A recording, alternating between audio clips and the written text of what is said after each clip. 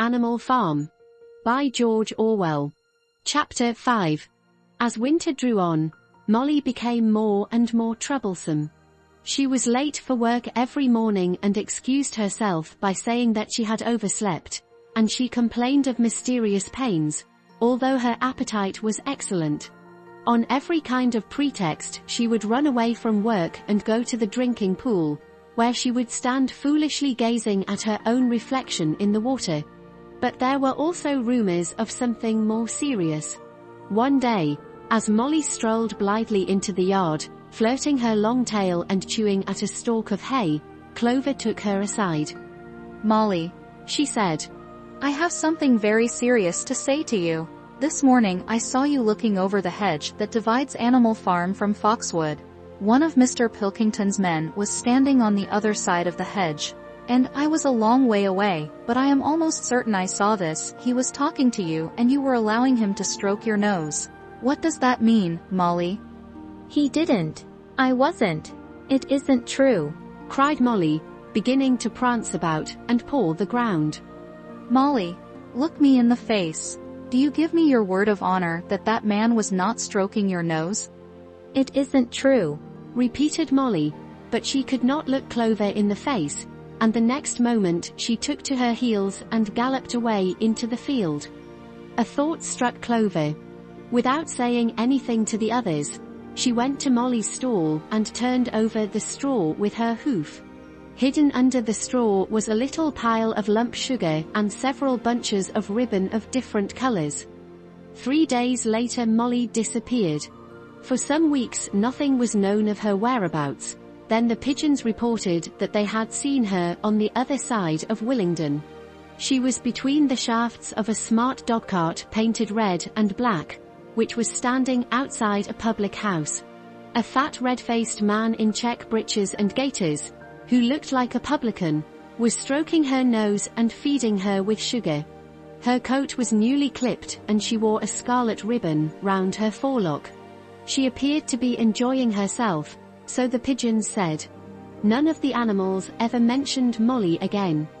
In January there came bitterly hard weather. The earth was like iron, and nothing could be done in the fields. Many meetings were held in the big barn, and the pigs occupied themselves with planning out the work of the coming season. It had come to be accepted that the pigs, who were manifestly cleverer than the other animals, should decide all questions of farm policy, that their decisions had to be ratified by a majority vote. This arrangement would have worked well enough if it had not been for the disputes between Snowball and Napoleon. These two disagreed at every point where disagreement was possible. If one of them suggested sowing a bigger acreage with barley, the other was certain to demand a bigger acreage of oats, and if one of them said that such and such a field was just right for cabbages, the other would declare that it was useless for anything except roots. Each had his own following, and there were some violent debates. At the meetings Snowball often won over the majority by his brilliant speeches, but Napoleon was better at canvassing support for himself in between times. He was especially successful with the sheep. Of late the sheep had taken to bleating 4 legs good, 2 legs bad both in and out of season, and they often interrupted the meeting with this. It was noticed that they were especially liable to break into 4 legs good, 2 legs bad at crucial moments in Snowball's speeches. Snowball had made a close study of some back numbers of the farmer and stock breeder, which he had found in the farmhouse, and was full of plans for innovations and improvements. He talked learnedly about field drains, silage, and basic slag, and had worked out a complicated scheme for all the animals to drop their dung directly in the fields, at a different spot every day, to save the labor of cartage. Napoleon produced no schemes of his own, but said quietly that Snowball's would come to nothing, and seemed to be biding his time. But of all their controversies, none was so bitter as the one that took place over the windmill. In the long pasture, not far from the farm buildings, there was a small knoll which was the highest point on the farm. After surveying the ground, Snowball declared that this was just the place for a windmill, which could be made to operate a dynamo and supply the farm with electrical power. This would light the stalls and warm them in winter, and would also run a circular saw, a chaff cutter, a mangel slicer, and an electric milking machine. The animals had never heard of anything of this kind before, for the farm was an old-fashioned one and had only the most primitive machinery, and they listened in astonishment while Snowball conjured up pictures of fantastic machines which would do their work for them while they grazed at their ease in the fields or improved their minds with reading and conversation. Within a few weeks, Snowball's plans for the windmill were fully worked out. The mechanical details came mostly from 3 books which had belonged to Mr. Jones, 1,000 Useful Things to Do About the House, Every Man His Own Bricklayer, and Electricity for Beginners. Snowball used as his study a shed which had once been used for incubators and had a smooth wooden floor, suitable for drawing on. He was closeted there for hours at a time. With his books held open by a stone, and with a piece of chalk gripped between the knuckles of his trotter, he would move rapidly to and fro, drawing in line after line and uttering little whimpers of excitement. Gradually the plans grew into a complicated mass of cranks and cogwheels, covering more than half the floor, which the other animals found completely unintelligible but very impressive. All of them came to look at Snowball's drawings at least once a day. Even the hens and ducks came, and were at pains not to tread on the chalk marks. Only Napoleon held aloof. He had declared himself against the windmill from the start. One day, however, he arrived unexpectedly to examine the plans. He walked heavily round the shed, looked closely at every detail of the plans and snuffed at them once or twice, then stood for a little while contemplating them out of the corner of his eye. Then suddenly he lifted his leg, urinated over the plans, and walked out without uttering a word. The whole farm was deeply divided on the subject of the windmill. Snowball did not deny that to build it would be a difficult business. Stone would have to be carried and built up into walls, then the sails would have to be made, and after that there would be need for dynamos and cables. How these were to be procured, Snowball did not say. But he maintained that it could all be done in a year. And thereafter, he declared, so much labor would be saved that the animals would only need to work 3 days a week. Napoleon, on the other hand, argued that the great need of the moment was to increase food production, and that if they wasted time on the windmill they would all starve to death. The animals formed themselves into 2 factions under the slogan, "Vote for Snowball" and the 3-day week, and "Vote for Napoleon" and the full manger. Benjamin was the only animal who did not side with either faction. He refused to believe either that food would become more plentiful or that the windmill would save work. Windmill or no windmill, he said, life would go on as it had always gone on, that is, badly. Apart from the disputes over the windmill, there was the question of the defense of the farm. It was fully realized that though the human beings had been defeated in the Battle of the Cowshed, they might make another and more determined attempt to recapture the farm and reinstate Mr. Jones. They had all the more reason for doing so because the news of their defeat had spread across the countryside and made the animals on the neighboring farms more restive than ever. As usual, Snowball and Napoleon were in disagreement. According to Napoleon, what the animals must do was to procure firearms and train themselves in the use of them. According to Snowball, they must send out more and more pigeons and stir up rebellion among the animals on the other farms. The one argued that if they could not defend themselves they were bound to be conquered. The other argued that if rebellions happened everywhere they would have no need to defend themselves. The animals listened first to Napoleon, then to Snowball, and could not make up their minds which was right. Indeed, they always found themselves in agreement with the one who was speaking at the moment. At last the day came when Snowball's plans were completed. At the meeting on the following Sunday, the question of whether or not to begin work on the windmill was to be put to the vote. When the animals had assembled in the big barn, Snowball stood up and, though occasionally interrupted by bleating from the sheep, set forth his reasons for advocating the building of the windmill. Then Napoleon stood up to reply. He said very quietly that the windmill was nonsense, and that he advised nobody to vote for it, and promptly sat down again. He had spoken for barely 30 seconds, and seemed almost indifferent as to the effect he produced. At this, Snowball sprang to his feet, and shouting down the sheep, who had begun bleating again, broke into a passionate appeal in favor of the windmill. Until now the animals had been about equally divided in their sympathies, but in a moment Snowball's eloquence had carried them away. In glowing sentences he painted a picture of Animal Farm as it might be when sordid labor was lifted from the animals' backs. His imagination had now run far beyond chaff cutters and turnip slicers.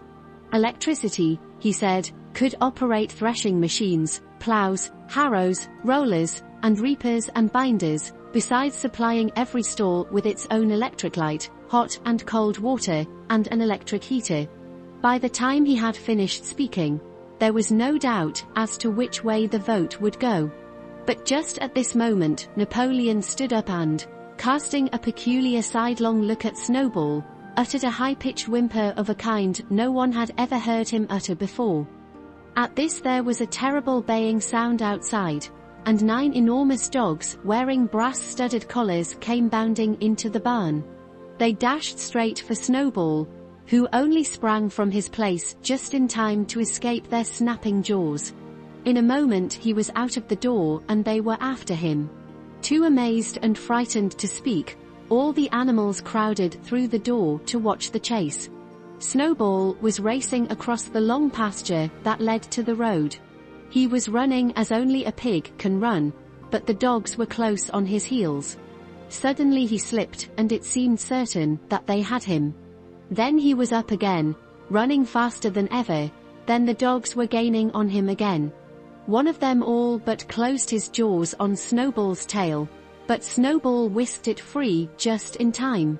Then he put on an extra spurt and, with a few inches to spare, slipped through a hole in the hedge and was seen no more. Silent and terrified, the animals crept back into the barn. In a moment the dogs came bounding back. At first no one had been able to imagine where these creatures came from, but the problem was soon solved. They were the puppies whom Napoleon had taken away from their mothers and reared privately. Though not yet full grown, they were huge dogs, and as fierce-looking as wolves. They kept close to Napoleon. It was noticed that they wagged their tails to him in the same way as the other dogs had been used to do to Mr. Jones.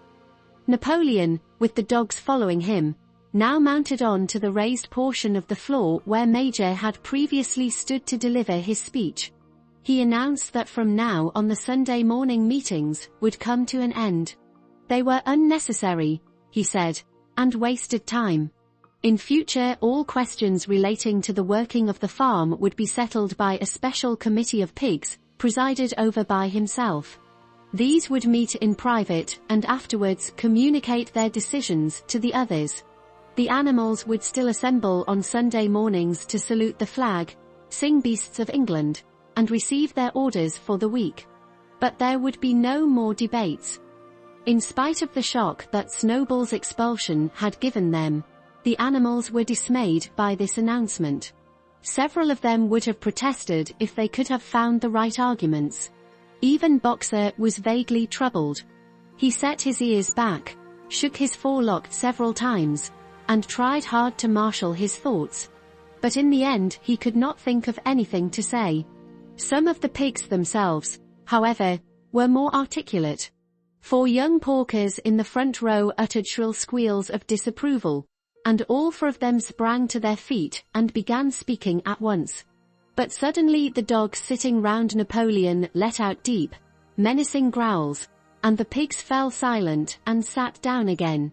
Then the sheep broke out into a tremendous bleating of 4 legs good, 2 legs bad, which went on for nearly a quarter of an hour and put an end to any chance of discussion.